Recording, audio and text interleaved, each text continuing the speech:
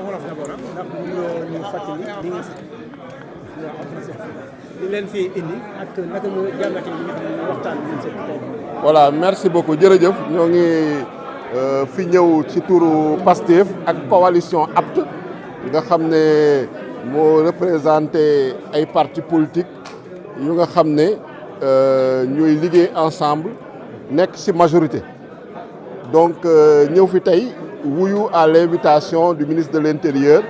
pour une rencontre d'échange avec les partis politiques, entre le ministre de l'Intérieur et les partis politiques. Donc rencontre bi prise de contact la woon ak partage d'informations sur le processus électoral ñu koy rafetlu parce que format bu mu indi maanaam bàyyi presse bi ñëw participer ñëpp gis nañ rencontre yi nu mu demee ku nekk jox nañ la képp ku bëggoon jël parole jël nga parole ñu jox la nga wax sa xalaat donc en toute liberté ministre bi tamit partagé na ay informations yu jëm ci datu élection bi yu jëm ci également fichier électoral bi yu jëm ci révision des listes yu jëm également ci maanaam accès au fichier électoral yooyu yëpp ñu waxtaanee ci nit ñi tam ku nekk joxe sa xalaat donc les différents partis politiques donc il y a eu peut-être plus de 60 intervenants ku nekk joxe sa xalaat donc ça s'est fait vraiment dans le calme dans la tranquillité et vraiment gis nañ tam nu mu jeexee donc vraiment ñoo ngi koy rafetlu parce que lii mooy yaakaar naa démocratie lii mooy également état de droit loo xam ne règle du jeu électoral yu nga xam ne moom nañu bokk te moom mooy départager les différents partis politiques moom mooy départager la majorité et l'opposition il faut que mu doon ay règles yoo xam ne c'est des règles claires des règles prévisibles te yaakaar naa ni lu ñu fi dégg rassuré nañu ni incha allah su neexee yàlla processus électoral bi dina nekk un processus électoral libre inclusif et transparent te am nañ ci en tout cas yaakaar bu bëri puisque élection yii mujjee muy élection législative ba mu jeexee gis nañ ni amul benn recours donc loolu daal nañ koy ñoo ngi koy rafetlu te ministre bi nee na dina mettre en place un cadre boo xam ne en tout cas concertation et échange dina continuer donc ñun au niveau de la coalition APT vraiment loolu moo ñu fi indi woon ñu ñëw pour déglu ñëw pour échanger ñëw également joxe suñu xalaat par rapport ak processus électoral bi dégg naa nag ñu fi naan ay coow yoo xam ne am na fii wala ay loolu dara amu ci voilà te ñu ko doon wax tamit neewuñu ci donc yaakaar naa ni yéen journalistes tey yéen a ngi fi woon jàmm ak salaam rek ka fi am ñun ay xuloo xiiroo ŋaayoo taxuñoo jóg lu ñu bëgg indi mooy au delà maanaam parti yi au delà seen participation ak coalition yi au processus électoral ñu dugg ci ay débats programmatiques ñu dem sur la formation des citoyens parce que tey am na benn critère boo xam ne ñun ñëpp la war a mobiliser mooy la participation aux élections naka dañuy fexee ba les Sénégalais maximum participer aux élections ñu wàññi le taux d'abstention donc loolu combat parti politique yi la donc ñun si loolu nañu taxaw en tout cas au niveau de la coalition APT vraiment ñoo ngi rafetlu ndaje bi te di ñaan yàlla en tout cas jàmm continuer. presque 400 partis politiques ñu jàpp ni 20 képp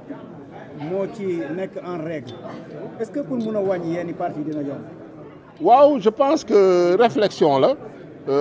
am na ay obligations yoo xam ne parti politique dañ ko am notamment déposer seen rapport financier ministre bi wax na ko mais puisque am na benn en tout cas réforme ba nga xam ne muy loi sur les partis politiques bu bees buy ñëw loolu yëpp jël nañ ko ci en compte parce que discuter woon nañ ko sur le au niveau du dialogue national donc ñu fexe règle yooyu suñ ko tegee ñëpp mun ci conformer wu peut-être dinañu may délai parti yi pour ñu mun ci nekk en conformité avec ces règles là mais lu ci ëpp solo parti yi tamit ay citoyens nañu ñoo ko composé état de droit nañu nekk ñoom itam dañu war a conformer wu aux obligations légales et aux obligations réglementaires. d'accord lan ngay tontu ñi nga xam ne nag dañoo jàpp ni da ngeen war a waxtaan d'abord balaa yéen député yi ngeen di dem voter ji li nga xam ne moom mooy loi yi. waaw xam nga Sénégal quand même ñëpp xam nañ ni république la buy fonctionner selon le principe de la séparation des pouvoirs monsieur le ministre de l'Intérieur moom amul dara lu mu jotee ak lu xew assemblée nationale parce que assemblée nationale proposition de loi maanaam ay député ñoo ko déposé te député yi am nañu sañ-sañ jël initiative législative article 80 de la constitution moo leen ko may donc loolu su amee yaakaar naa ni lu ñu waroon def yëpp def nañ ko mooy maanaam bureau bi adopté ko transmettre ko président de la république pour avis ñu convoqué la conférence des présidents ñu def commission bi def séance plénière wax nañ tam procédure d'urgence boobu constitution beeg règlement intérieur bi ñoo ko prévoir donc sur la forme sur la démarche yaakaar naa ne amul dara luñ ciy wax sur le fond également wax nañ ko ne nit ñi dañu waroon dem dialogue mais fàttali ni point boobu ñu def ci proposition de loi bi moo ngi woon ci dialogue bi ku lire rapportu dialogue bi di nga gis le prononcé exclusif de la déchéance électorale par le juge noonu nañ ko tuddee woon ñu discuter ci pendant une semaine amuñu ci accord amuñ ci consensus mu nekkoon un point de désaccord maintenant désaccord nag am na foo xam ne su persister mais sénégalais yi ñoo tànn am majorité am opposition majorité boobu au niveau du parlement moo jël ay responsabilités def une proposition de loi ba nga xam ne ñëpp d'accord nañu même ñu d'accordul ak démarche bi d'accord nañu ne contenu bi baax na donc alhamdulilah donc parce que day permettre le maximum de sénégalais mun a bokk le maximum mun a en tout cas am seen droit de vote am tam seen liberté de candidature ñun loolu moo ñu taxoon jóg te yaakaar naa ni ñëpp gis nañu contenu loi bi amul kenn ku ne tey fii bokk ci opposition bi ne loi daa tere loi boobu dañ ko jël pour tere diw bokk wala pour tere keneen bokk donc loolu yaakaar naa ni moo ci am solo. D'accord. Honorable, est-ce que vous pouvez revenir sur la loi? Voilà, donc merci beaucoup. Nous sommes venus ici au nom de la coalition APT répondre à l'invitation du ministre de l'Intérieur et de la Sécurité publique à une rencontre d'échange entre le ministre et ses services et les partis politiques.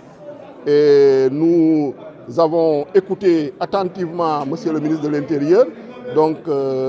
prendre contact avec les partis, mais également partager un certain nombre d'informations sur le processus électoral. Les informations concernent notamment le mode de fixation de la date des élections territoriales, des futures élections territoriales. Également, elles concernent la révision exceptionnelle des listes électorales,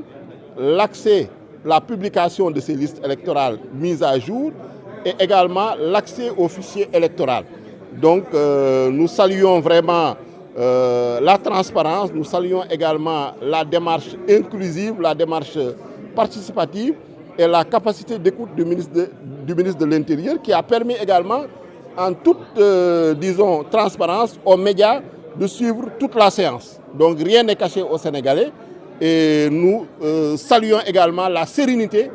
la tranquillité des débats. Donc il y a une participation massive des partis politiques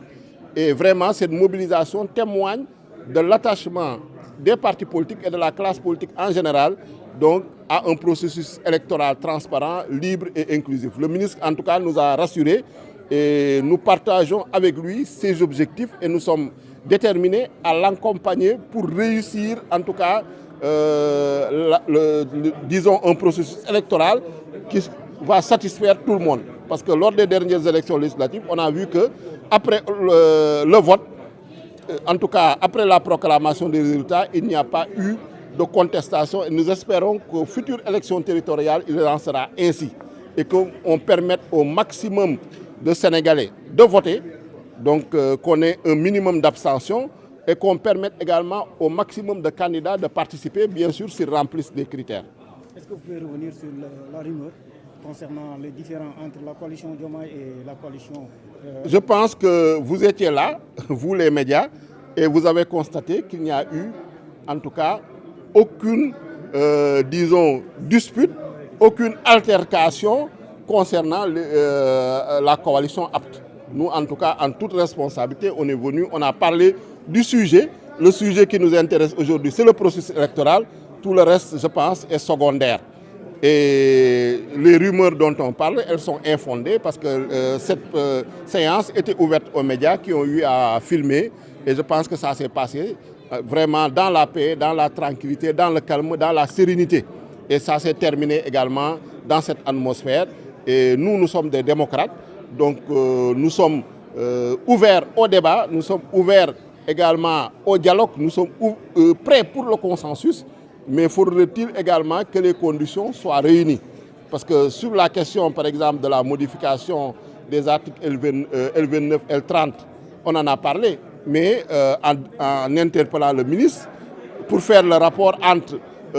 cette modification et cette rencontre, je dis que ça n'a rien à voir. Puisque l'initiative provient des députés à l'Assemblée nationale qui ont le pouvoir d'initiative législative conformément à l'article 80 de la Constitution. Donc l'exécutif, dans un régime de séparation de pouvoir, ne peut pas être, en tout cas, s'opposer à une initiative législative parce que c'est le Parlement, sur ce point-là, qui vote seul là.